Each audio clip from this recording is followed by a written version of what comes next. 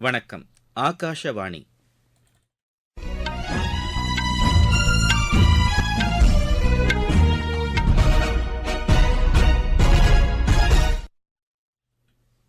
செய்திகள் வாசிப்பவர் மணி துரைசாமி. தலைப்புச் செய்திகள்: எரிசக்திக்கான மாற்றுத் திட்டங்களை கொண்டு வருவது குறித்த இந்தியாவின் முயற்சிகள் தொடர்பாக G7 உச்சி மாநாட்டில் விரிவாக விவாதிக்கப்பட்டதாக பிரதமர் திரு நரேந்திர மோடி கூறியுள்ளார்.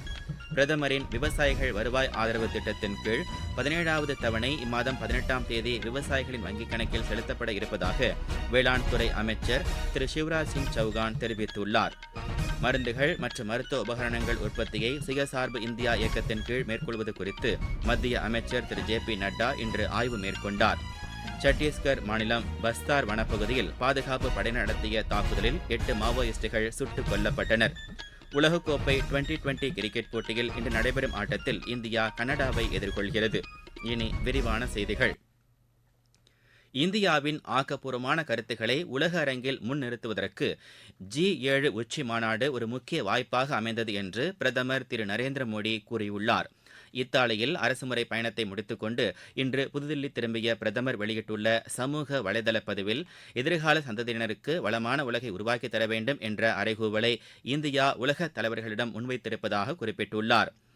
இந்திய வெளியுறவுத்துறை அமைச்சகம் G7 உச்சி மாநாட்டையொட்டி தலைவர்களிடம் உலகளாவிய முக்கிய பிரச்சினைகள் குறித்தும் சமூக பொருளாதார உறவுகளை இந்தியா மேம்படுத்துவதற்கான திட்டங்கள் குறித்தும் ஆலோசித்ததாக அவர் கூறியுள்ளார். இத்தாலி பிரதமர் திருமதி ஜார்ஜியா மெலோனி, பிரிட்டன் பிரதமர் திரு ரிஷி சுனக், பிரான்ஸ் அதிபர் திரு இமானுவேல் மேக்ரன், யுக்ரைன் அதிபர் திரு விளாடிமிர் ஜெலன்ஸ்கி ஆகியோருடன் தாம் இருதரப்பு உறவுகள் குறித்து பேச்சு நடத்தியதையும் பிரதமர் சுட்டிக்காட்டியுள்ளார். இந்தியாவின் எரிசக்திக்கான மாற்றுத் திட்டங்கள் குறித்து விரிவாக விவாதிக்கப்பட்டதாகவும் எரிசக்தி மாற்றத்திற்கான செயலாக்கம் குறித்து விவாதிக்கப்பட்டதாகவும் அவர் கூறியுள்ளார். குறைந்த செலவில் அனைவருக்கும் கிடைக்கக்கூடிய வகையிலும் சுற்றுச்சூழலுக்கு உகந்த வகையிலும் எரிசக்தி மாற்றம் கொண்டுவரப்பட வேண்டியதன் அவசியத்தையும் இந்தியா வலியுறுத்தி இருப்பதாக அவர் தெரிவித்துள்ளார். செயற்கை நுண்ணறிவு தொழில்நுட்பம் குறித்து இந்தியாவின் கருத்துக்களை பகிர்ந்து கொண்டதாக குறிப்பிட்டுள்ள பிரதமர் அனைவருக்கும் பயன்படும் வகையில் ஆக்கப்பூர்வமாக இதனை பயன்படுத்த வேண்டும் என்றும் கேட்டுக் கொண்டுள்ளார். சர்வதேச ஒத்துழைப்போடு இந்த தொழில்நுட்பத்தை விரைந்து கொண்டுவர இந்தியா ஆர்வம் கொண்டிருப்பதாகவும் தாம் தெரிவித்ததாகவும் திரு நரேந்திர மோடி சமூக வலைதள பதிவில் குறிப்பிட்டுள்ளார்.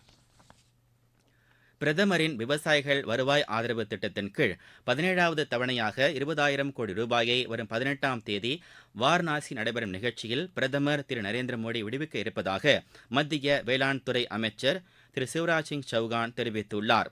இது தொடர்பாக புதுதில்லியில் இன்று செய்தியாளர்களிடம் பேசிய அவர் 9 கோடியே 3 லட்சம் விவசாயிகளின் வங்கிக் கணக்குகளில் இந்த தொகை நேரடியாக செலுத்தப்பட இருப்பதாக கூறினார். கடந்த 10 ஆண்டுகளில் இந்த திட்டத்தின் கீழ் 3 லட்சம் கோடி ரூபாய் 11 கோடி விவசாயிகளுக்கு வழங்கப்பட்டிருப்பதாகவும் அவர் தெரிவித்தார். இந்த நிகழ்ச்சியில் கலந்து கொள்ளுமாறு அனைத்து முதலமைச்சர்களுக்கும் தாம் கடிதம் எழுதியிருப்பதாக திரு சௌகான் கூறினார். மத்திய ரசாயன மற்றும் உரத்துறை அமைச்சர் திரு JP நட்டா, நிலக்கரி மற்றும் சுரங்கத்துறை அமைச்சர் திரு கிஷன் ரெட்டி ஆகியோர் தங்களது துறையின் செயல்பாடுகள் குறித்தும் தேசிய ஜனநாயக கூட்டணி அரசில் 100 நாள் செயல் திட்டத்தை நடைமுறைப்படுத்துவது குறித்தும் அதிகாரிகளுடன் ஆய்வு மேற்கொண்டனர். மத்திய அமைச்சர் திரு JP நட்டா மற்றும் இணை அமைச்சர் திருமதி அனுப்பிரியா பட்டேல் ஆகியோர் மருந்துகள் துறையின் செயல்பாடுகள் குறித்து ஆய்வு மேற்கொண்டனர். மருந்துகள் மற்றும் மருத்துவ உபகரணங்கள் உற்பத்தியை சுயசார்பு இந்தியா இயக்கத்தின் கீழ் மேற்கொள்வது, மக்கள் மருந்தகங்களை விரிவுபடுத்துவது, மருந்துகள் மற்றும் மருத்துவ சிகிச்சைகள் குறைந்த விலையில் மக்களுக்கு கிடைக்கச் செய்வது உள்ளிட்ட முக்கிய விஷயங்கள் குறித்து இந்த ஆய்வுக் கூட்டத்தில் விவாதிக்கப்பட்டது. மத்திய அரசின் 100 நாள் செயல் திட்டங்கள் குறித்தும் விவாதிக்கப்பட்டது. மருந்துகள் மற்றும் மருத்துவ உபகரணங்களின் உற்பத்தியை தரம் உயர்த்த வேண்டும் என்று திரு JP நட்டா கேட்டுக் கொண்டார். அடுத்த 3 ஆண்டுகளில் உலக தரத்திலான மருத்துவ சேவை அனைவரும் கிடைக்கப்பெற வேண்டும் என்று அமைச்சர் வலியுறுத்தினார். நிலக்கரி மற்றும் சுரங்கங்கள் துறை அதிகாரிகளுடன் ஆய்வு மேற்கொண்ட மத்திய அமைச்சர் திரு கிஷன் ரெட்டி, இணை அமைச்சர் திரு சதீஷ் சந்திர துபே ஆகியோர் நிலக்கரி உற்பத்தி துறையை மேம்படுத்துவது குறித்தும் நில குத்தகை கொள்கை குறித்தும் விவாதித்தனர். நிலக்கரிக்கான வர்த்தக கட்டமைப்பை உருவாக்குவது குறித்தும் இந்த கூட்டத்தில் விவாதிக்கப்பட்டது. நாடாளுமன்ற நடவடிக்கைகள் சுமூகமாக நடைபெற அனைத்து கட்சிகள் இணைந்து பணியாற்றுவதை அரசு ஆர்வத்துடன் எதிர்நோக்கி இருப்பதாக நாடாளுமன்ற விவகாரங்கள் துறை அமைச்சர் திரு கிரண் ரிஜிஜூ தெரிவித்துள்ளார். சமூக வலைதளத்தில் இதனை பதிவு செய்துள்ள அவர், நாடாளுமன்றத்தின் மாண்பினை காக்கும் வகையில் புதிய உறுப்பினர்கள் செயல்படுவார்கள் என்று தாம் நம்புவதாக அவர் கூறியுள்ளார்.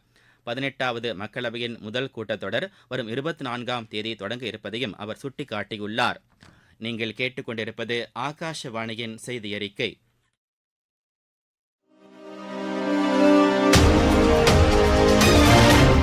புதிய குற்றவியல் சட்டங்கள், பாரதிய நியாய சங்கிதா, பாரதிய நகரிக் சுரக்ஷா, பாரதிய சாக்ஷிய அதிநியம் என்ற இந்த புதிய சட்டங்கள் அடுத்த மாதம் 1ஆம் தேதி முதல் செயல்பாட்டுக்கு வருகின்றன. NCRB சங்கலான் கைபேசி செயலியை பதிவிறக்கம் செய்து இந்த சட்டங்கள் குறித்த விவரங்களை முழுமையாக அறிந்து கொள்ளலாம்.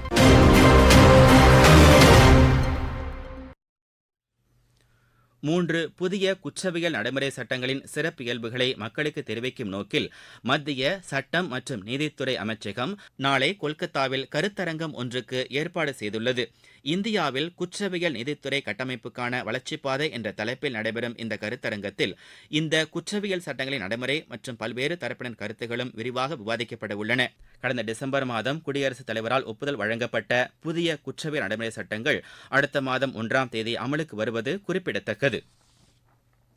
சாகித்ய அகாடமியின் பால் சாகித்ய புரஸ்கார் மற்றும் யுவ புரஸ்கார் விருதுகள் இன்று அறிவிக்கப்பட்டுள்ளன. பால சாகித்ய புரஸ்கார் விருதை 24 எழுத்தாளர்களும், யுவ புரஸ்கார் விருதை 23 பேரும் பெறுகின்றனர். தமிழில் திரு யூமா வாசிக் எழுதிய தன்வியின் பிறந்தநாள் நூலுக்கு பால சாகித்ய புரஸ்கார் விருது கிடைத்துள்ளது. திரு லோகேஷ் ரகுராமனின் விஷ்ணு வந்தார் என்ற சிறுகதை தொகுப்பு யுவ புரஸ்கார் விருதுக்கு தேர்வாகியுள்ளது. விருது பெற்றிருப்பவர்களுக்கு தமிழக ஆளுநர் திரு RN ரவி, முதலமைச்சர் திரு MK ஸ்டாலின் உள்ளிட்டோர் வாழ்த்து தெரிவித்துள்ளனர். இந்த மதிப்புமிக்க விருதுகள் தமிழ் இலக்கியத்திற்கு அவர்கள் ஆற்றிய சிறப்பான பங்களிப்புக்கு சான்றாகவும் இலக்கிய பாரம்பரியத்தை வெளிப்படுத்துவதாகவும் உள்ளது என்று ஆளுநர் தமது சமூக வலைதள பதிவில் குறிப்பிட்டுள்ளார்.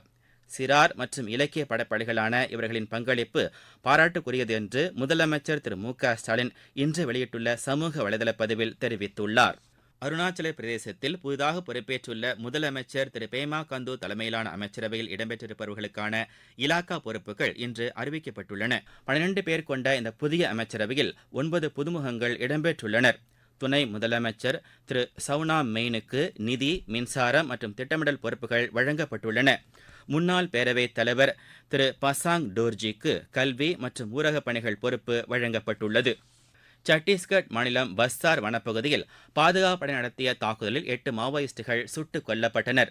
இந்தோ திபெத்திய எல்லை பாதுகாப்படையினர் மற்றும் சிறப்பு அதிரடிப்படையினர் உள்ளிட்ட கூட்டுப்படையினர் தீவிர தேடுதல் வேட்டையில் ஈடுபட்டிருந்த போது நடந்த துப்பாக்கிச் சண்டையில் இந்த மாவோயிஸ்டுகள் கொல்லப்பட்டதாகவும் பாதுகாப்புப்படையினர் 2 பேரும் காயம் ஏற்பட்டதாகவும் பாதுகாப்புப்படை வட்டாரங்கள் தெரிவித்துள்ளன. கூட்டுப்படையினர் தொடர்ந்து தேடுதல் நடவடிக்கைகளை மேற்கொண்டு வருகின்றனர். நீலகிரி மலை ரயிலின் 125வது ஆண்டு விழா இன்று கொண்டாடப்பட்டது. வரலாற்று சிறப்புமிக்க நீலகிரி மலை ரயிலுக்கு மக்களிடையே உற்சாக வரவேற்பு அளிப்பதாக எமது செய்தியாளர் தெரிவிக்கிறார். 1854ஆம் ஆண்டு நீலகிரி மலைப்பகுதிக்கு ரயில் பாதையை அமைக்க ஆங்கிலேயர்கள் முடிவு செய்து 1871இல் நீலகிரி மலை ரயில் நிறுவனம் உருவாக்கப்பட்டது. 1899ஆம் ஆண்டு ஜூன் மாதம் 15ஆம் தேதி மேட்டுப்பாளையத்திலிருந்து குன்னூர் வரை முதல் ரயில் இயக்கப்பட்டது. பின்னாளில் இந்த ரயில் சேவை உதகை வரை நீட்டிக்கப்பட்டது. 45 கிலோமீட்டர் தொலைவுள்ள மேட்டுப்பாளையம் முதல் உதகை வரையிலான ரயில் பாதையில் 108 வளைவுகள், 16 சுரங்கங்கள் மற்றும் 250 பாலங்களை கடந்து இயற்கை காட்சிகள் மற்றும் அறிவுகளை கண்டு ரசிக்க இந்த மலை ரயிலில் உலகம் முழுவதுமிருந்து லட்சக்கணக்கான சுற்றுலா பயணிகள் பயணம் செய்கின்றனர். கடந்த 2005ஆம் ஆண்டு இந்த மலை ரயிலுக்கு பாரம்பரிய அந்தஸ்தினை யுனெஸ்கோ வழங்கியது. மேட்டுப்பாளையம் முதல் குன்னூர் வரை முதல் ரயில் இயக்கப்பட்ட தினத்தை ஒட்டி 125வது ஆண்டு விழா இன்று கொண்டாடப்பட்டது. உதகையிலிருந்து சரவணன்.